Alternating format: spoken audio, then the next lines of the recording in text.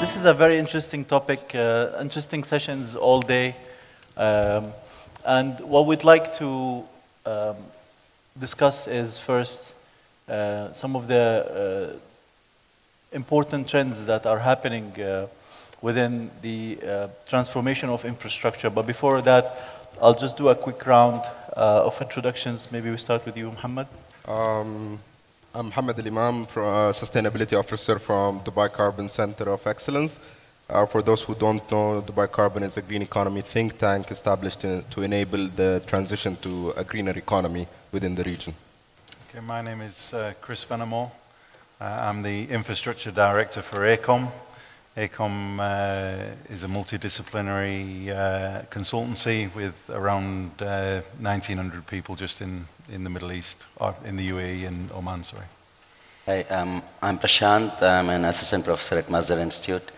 My background is in data analytics. I pretty much work on everything related to data, starting from remote sensing till urban modeling aspects.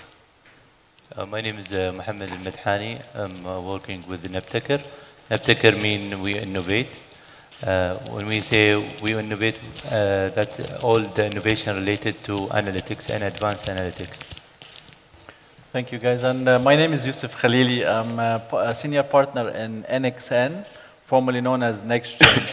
NXN is an end-to-end smart city expert company that offers services around consulting, designing, building, and managing smart cities, districts, and even buildings. You might have heard the keynote this morning from my colleague Labib around what we do and the interesting solutions we provide in the market. Our key biggest two customers in the region are Smart Dubai, so the government of Dubai in terms of the transformation journey of Dubai into a smart city, and Smart Riyadh recently. But this is a panel about you guys, so I'd like to actually start by asking Chris, from an econ perspective, what do you see as the regional trends now and global trends that are driving innovation in smart infrastructure? I think what we're seeing, and actually Dubai is leading the way in the Middle East, is actually the opening up of data sources. There's already a lot of smart infrastructure, smart devices that are out there, and this data is being collected. But at the moment, it's not being made available to businesses, to consumers, even amongst different government departments. You'll find that in some parts of the Middle East, one department has data that another government department would clearly like, but doesn't have access to. So I think as we move forward, there's a definite trend in the region to make this data available, to remove some of the privacy concerns, or to alleviate some of the privacy concerns, to let this data be available to developers in the region. And I think once this data, or this sea of data, becomes available, you'll start to see a lot more innovation. And I think it's even difficult to predict as to what will come out of that. Obviously you'll see things like to assist with travel times and integration of public and private transport. But I think there'll be a lot of innovation. There'll be a lot of applications that we sitting here cannot even predict what these will be in 5 years. But I definitely think that the future trend is making this data available to all. Mohammed, Nabtekr is to innovate. He just said, would you agree with Chris? This is the biggest trend, at least regionally now? Simply, if you go, for example, in Google Trends and you write something related to big data or data science, I'm seeing that we are a little bit not as far as other countries they are involved in data science. When we can see that, for example, India, China, Russia, and US and all Europe, they are investing a lot on people to study data scientists, and you can see data scientists, and everybody is talking about data science, the value of data science.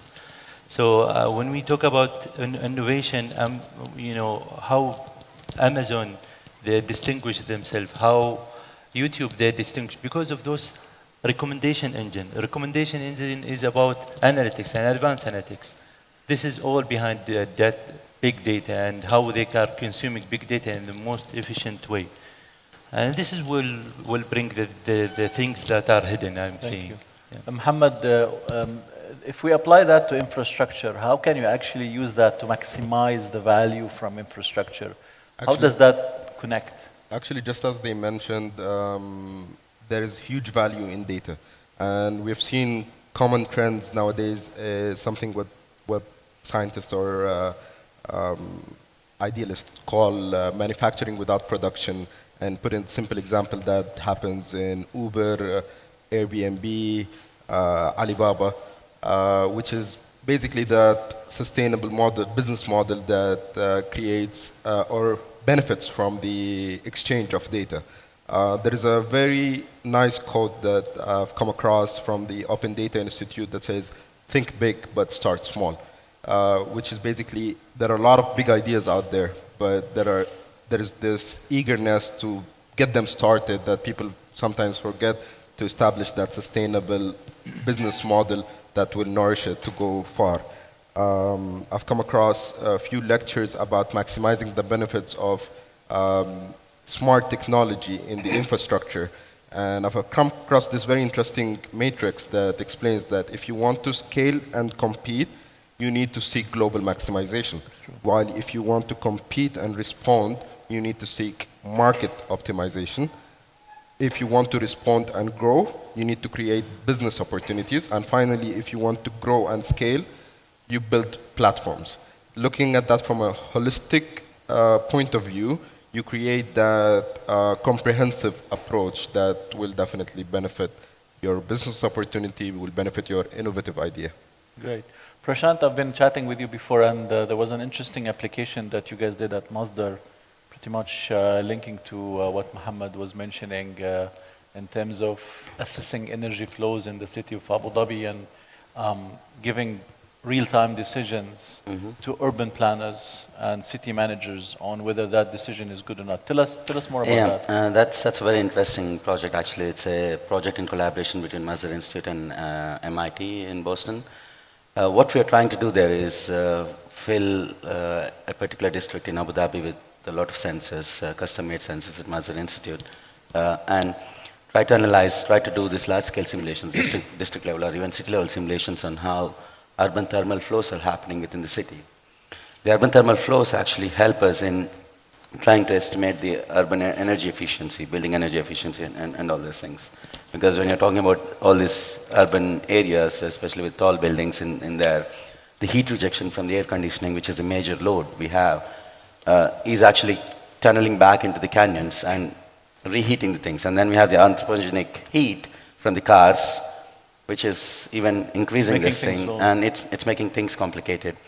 And all these things need to be simulated when you're talking about the smart infrastructure aspect.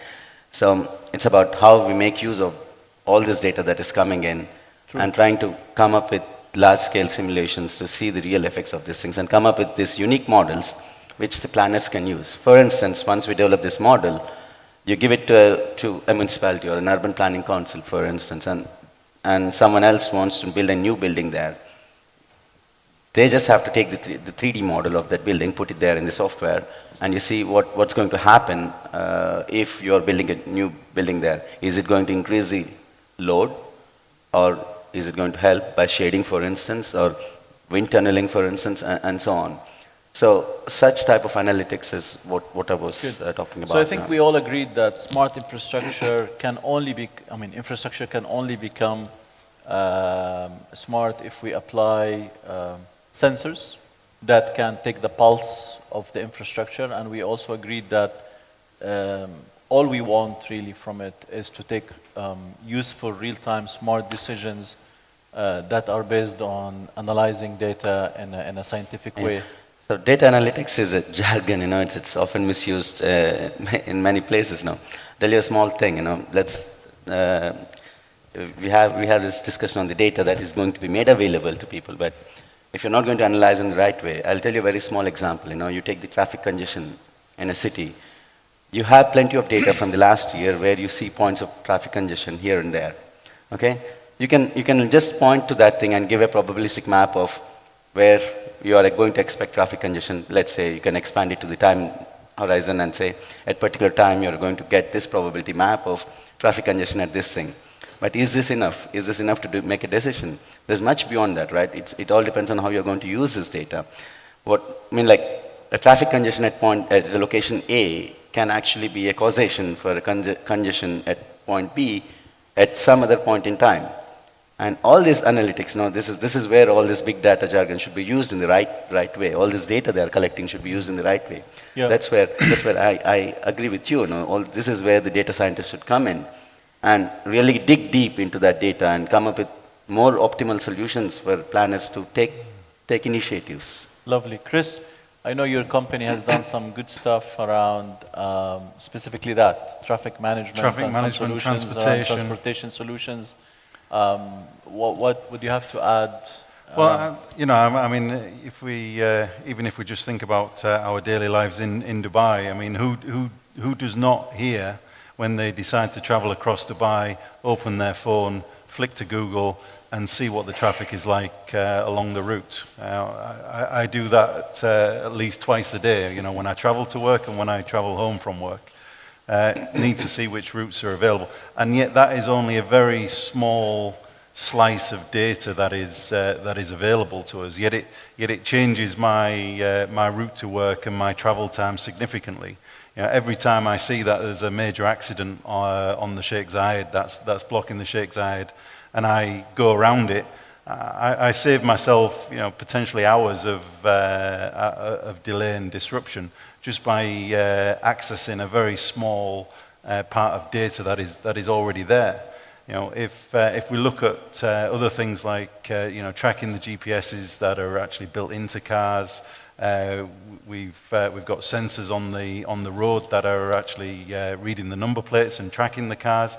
A lot of this data is already there. It's just been made available to the right organizations to bring it together to actually make an impact on our daily lives. Because everybody, unless you're very lucky, has to drive to work or travel to work in the morning. To be able to get up in the morning and determine that your journey to work is going to be trouble-free before you even step out the door is going to be a change and a boon to everybody's life. So it's not just a case of being able to say, oh, there's been an accident, so now there's trouble at this interchange.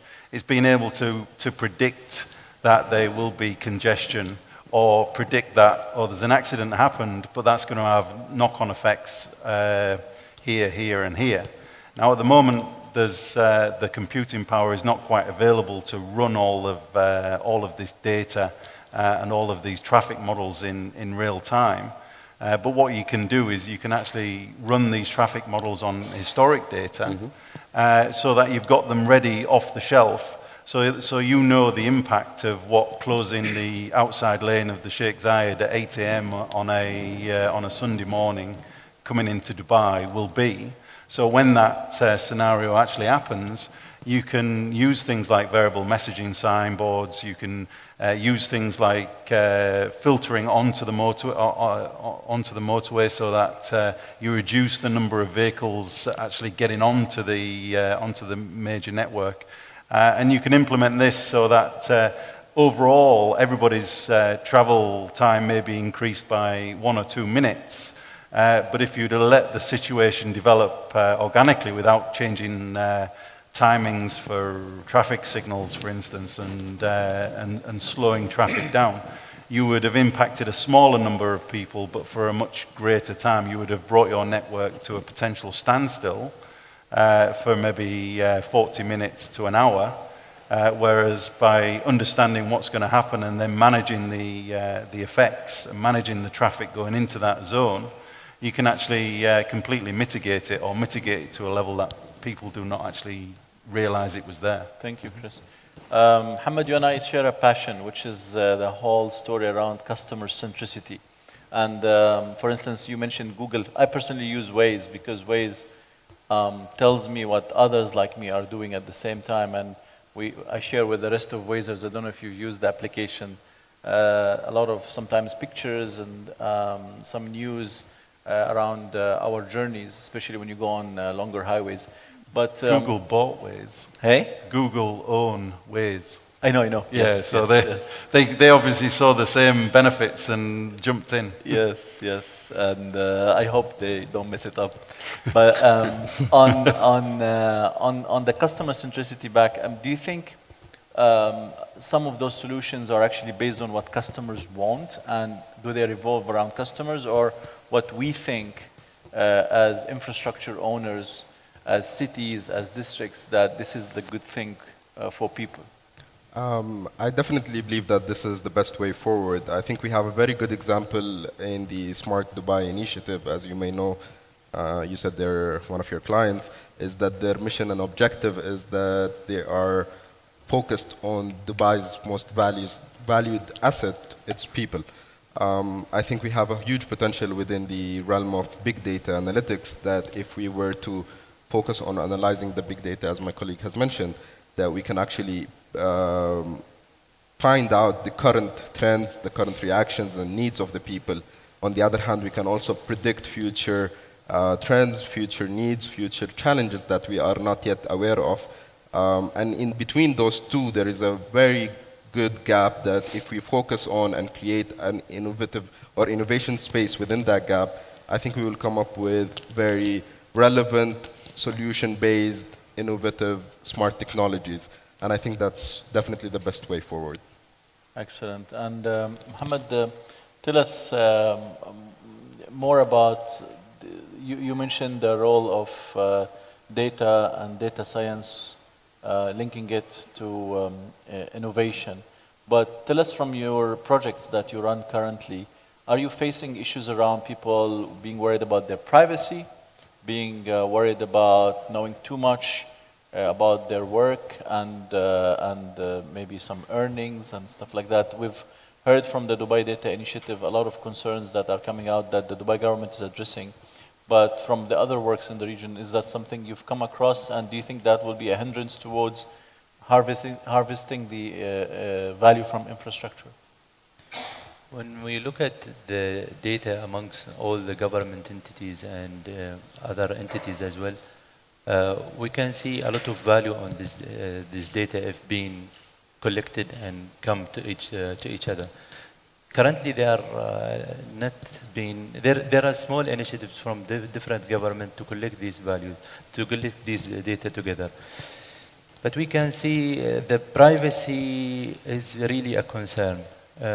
Because among all the security stuff that you are putting in front of the data itself, still people they cannot seeking the opportunity versus the risk of losing this data, and whom will take this data and how they can identify some information that maybe it was saved. Even aggregated data, sometime for some government, they don't want to reveal it. So you face these issues? This is a real issue available within the government. I'm seeing, yes. Good. So I'll go back to you, Prashant.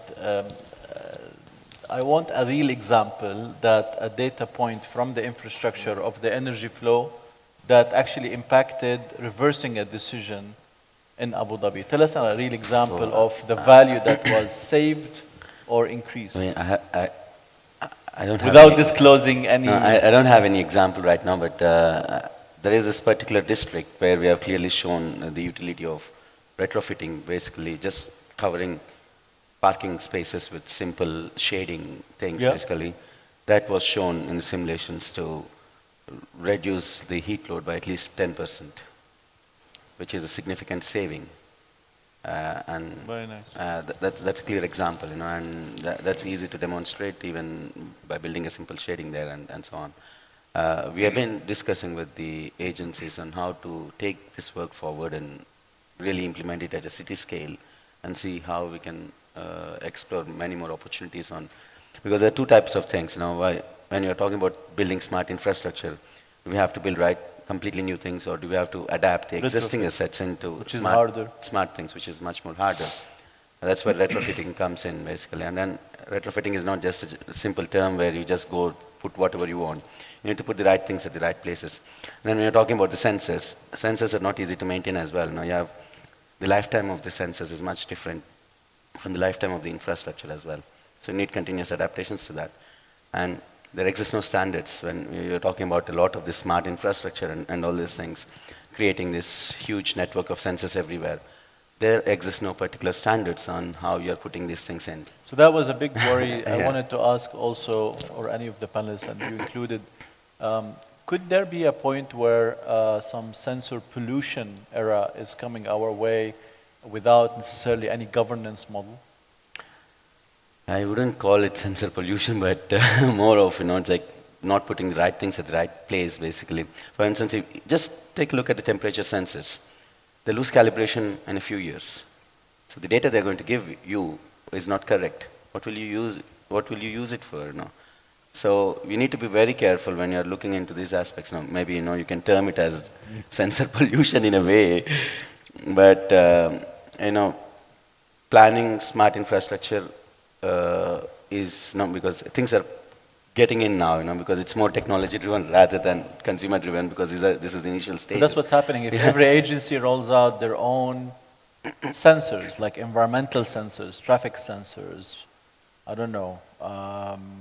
There's a big cost involved in managing those sensors as well. You need to factor in that cost and see what exactly is the return on investment for those costs and so on. And there's a continuous cost involved in maintaining them, keeping everything intact, and making sure that the data we are getting from all those sensors is the most accurate one, and so on. So we need to keep all these things in mind when you're talking about the smart infrastructure. And that you work in Dubai Carbon organization, and does that also shed some concerns around sustainability, energy, green? Obviously, the moment you have all these sensors and all these data gathered, deployed all around the city, you have, first of all, the concern of security on the data. You have the concern of the misuse, whether it's wrong readings versus wrong end use of the data itself. Obviously, on the other hand, there is great advantage. We've examined while we were doing the national greenhouse gas inventory that actually collecting data was a little bit tedious, to say the least. I think back then, such infrastructure of sensors and data gathering tools would have been very helpful. On the other hand, currently we've seen in Dubai other initiatives such as whether it's between RTA or Dubai municipality, trying to monitor certain aspects of the environment or sustainability in general, are a lot easier done and a lot more well represented in terms of numbers and more reliable in terms of results, just because we actually have the right tools now. Excellent. Any last point before I open it to... Yeah, just picking up on that point. I think what you're saying is very valid, but I also think that it becomes less of a problem as more of this data is made available. Because you mentioned things like temperature sensors going out of calibration. If those temperature sensors were being used by 30 different agencies and companies, there would be an impetus on the owner of those sensors. Are there such sensors where they can be used for multiple uses? Almost all the sensors actually are used for multiple For uses. instance, would environmental sensors be fit for, tracking traffic? I mean, you can look at air quality sensors. There's a huge range of sensors that are already fitted to. Every building will have multiple temperature sensors that it's using internally itself. But as soon as you start developing smart building technology which shares that information, and you can start getting access to that, you can start using it for all sorts of different applications. It becomes completely open. And I think you said an innovation space where No, just to add to that point, I think just the availability also adds to the fact that the more data is available, the more people are aware, the more people are able to use it in the correct, So it's right more adopted. manner. It's more adoptive. I think this is probably the perfect time since next year UAE is actually hosting the UN Open Data Forum for the first time. And I think between now and then there will be a lot more initiatives around the public and around the young generations to be more aware of the value of this data. Excellent. So I'll open now. We have 15 minutes for questions and answers. So if there's any questions from the audience, you're welcome.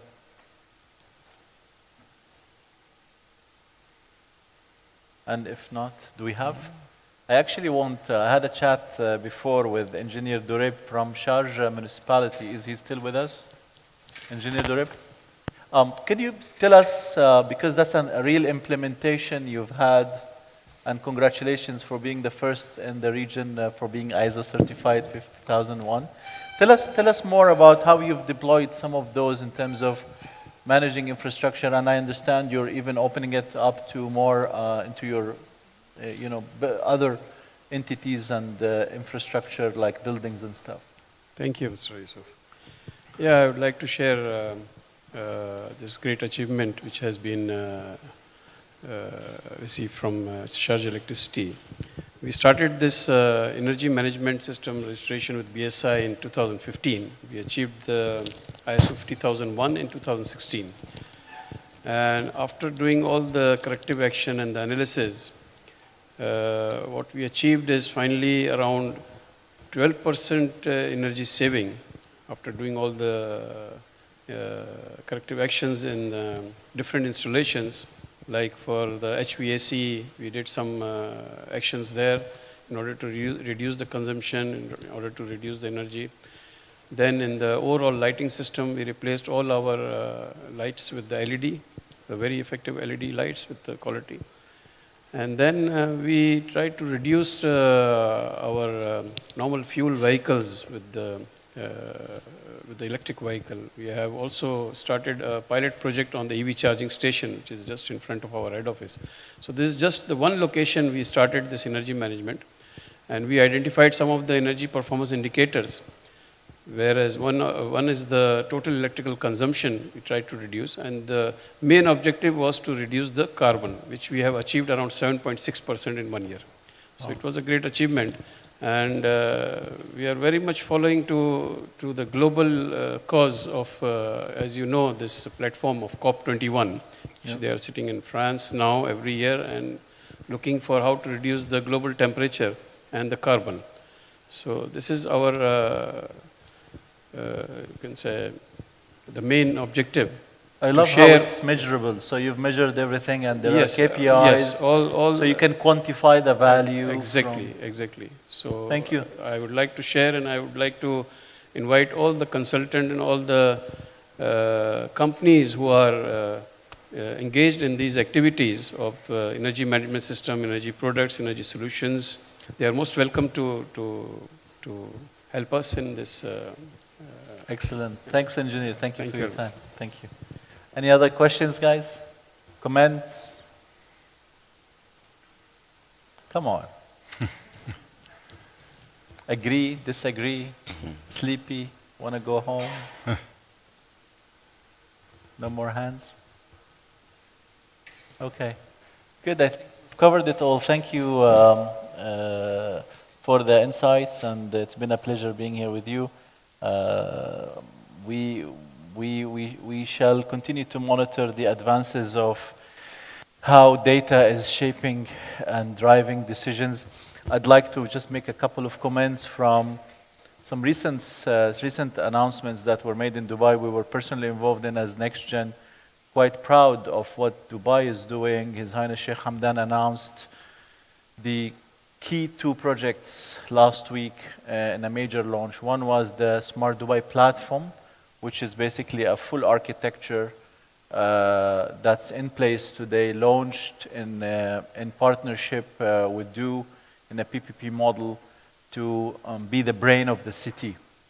We as NextGen we've developed the blueprint and the architecture of that, and DO is delivering on the execution. And we believe within the next 3 years, actually today, no other city from the benchmark has done what Dubai is doing in terms of having an end-to-end integrated infrastructure, including a full data layer that includes prediction and analytics.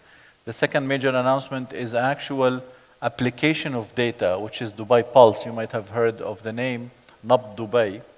And that's a key one that's basically taking a 3D model of Dubai with data contribution from all the entities that has GIS and base maps, but also soft data like population data, business registrations and companies and all of that, and having a full, let's say, 3D platform for decision making. And it's real-time decision making, it's not historical decision making, including some of the scenarios that were put here, but even more advanced.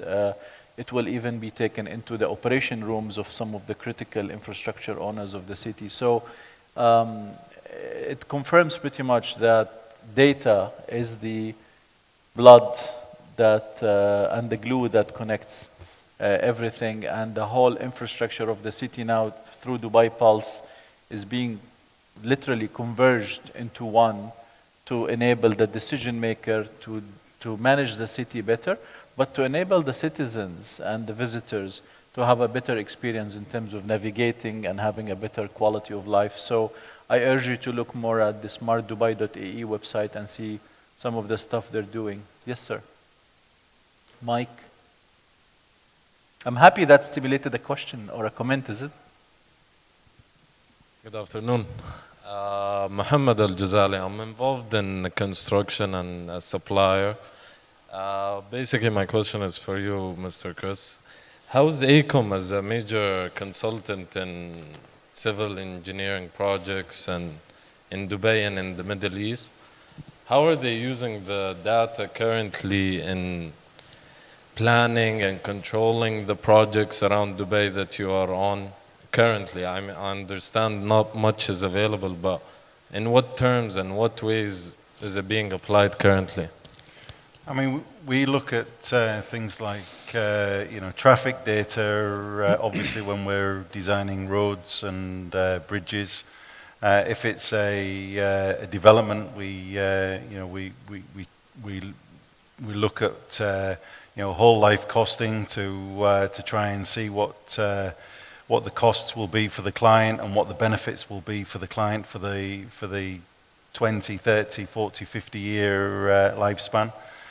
Things like bridges, we look at the implementation of smart sensors which are actually built into the bridge so that you can predict when it's going to need maintenance, so that it effectively becomes a maintenance-free bridge until it raises its hand and says, excuse me, I need A, B, and C to be done.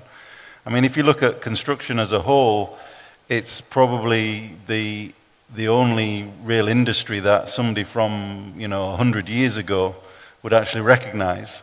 The bridges that we build today, especially things like I-beam bridges, have been built for well over a century. So I think it's something that we need to sort of step into. We are looking at things like 3D printing of buildings and things like that. I mean, that's a technology which will definitely change construction. It's already changing construction. We're using small parts small parts in steel structure buildings that are effectively impossible to build, but we can construct them using 3D printing. And I think this technology, as we go on in probably the next 20 years, will develop to such a stage that we will be regularly 3D printing buildings. And I think that's probably the future for construction in the sort of 20 to 50 year cycle. So that will be a big shake-up in construction, and that will definitely change the way we design infrastructure.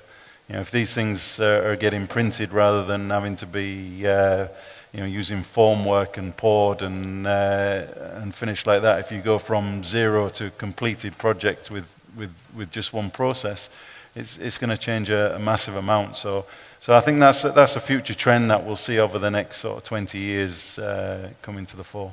Thank you, Chris.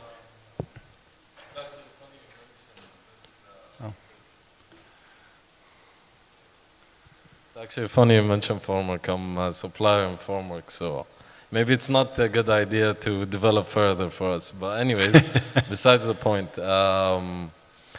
currently you said after agreeing with the client, do you implement it on the design and the specifications, and do you see like that contractors are taking acceptance to that, and like more expensive, like obviously from sensors? Yeah, can I ask for you guys to take it offline? Yeah, because we'll I think take it aside, we need to conclude. We'll have a chat so afterwards and get I into that. thank you, Mohammed, Chris, Prashant, and Mohammed again for your time, and I hope that was a good use of your time. Thank you. Thank you.